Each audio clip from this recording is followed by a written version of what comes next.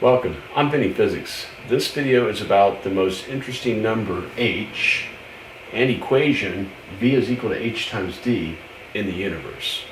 So what did Edwin Hubble in the early 1900s see through his telescope that led him to the formulation of maybe the most interesting and most important number in the universe?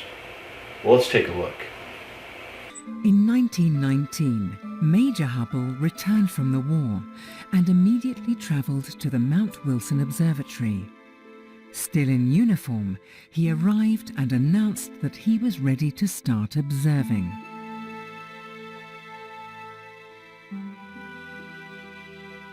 In 1923, Hubble made his first important discovery using the most advanced technology of the time, the 2.5-meter Hooker telescope. Measuring the distance to pulsating stars, known as Cepheid variables, he discovered that they reside in galaxies outside our own.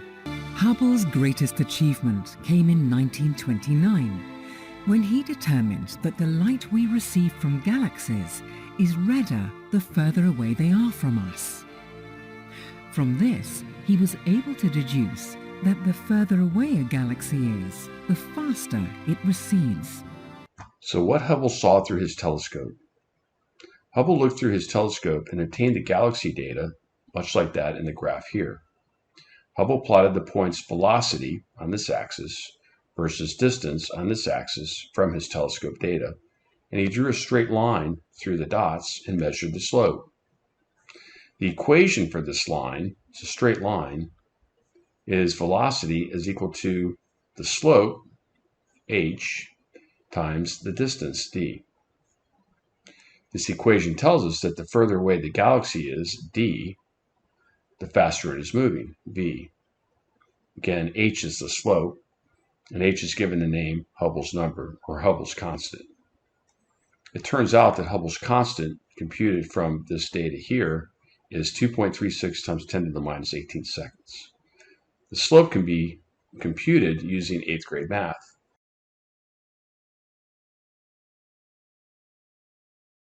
I propose that the age of the universe is equal to the inverse of Hubble's number. So if we take Hubble's number and divide it into 1, we get the age of the universe.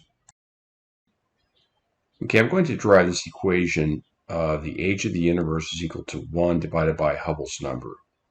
And I'm going to do that using two very simple equations. This is Hubble's law, and this is a very simple distance is equal to velocity times time. So here's how I'm going to apply that to the universe. I'm going to pick the edge of the universe where we are now, which is distance d from where it started at the moment of creation.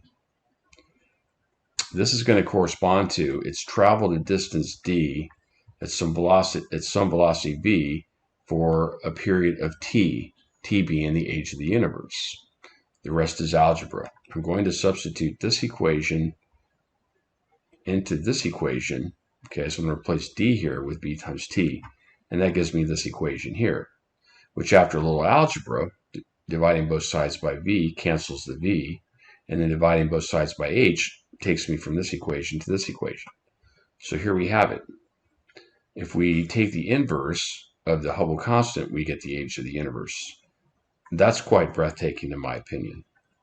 Recall, the number which was computed for Hubble's constant in the previous slide was 2.36 times 10 to the minus 18 seconds. So all I've got to do is plug that in for h, divide that into 1, and I get this number here, 4.23 times 10 to the 17 seconds. Well, let's convert that to years. We just simply divide this by 3,600 times 24 times 365, and we get 13.4 billion years. This number is widely accepted by 99.9% of astrophysicists. The age of the universe is 13.4 billion years.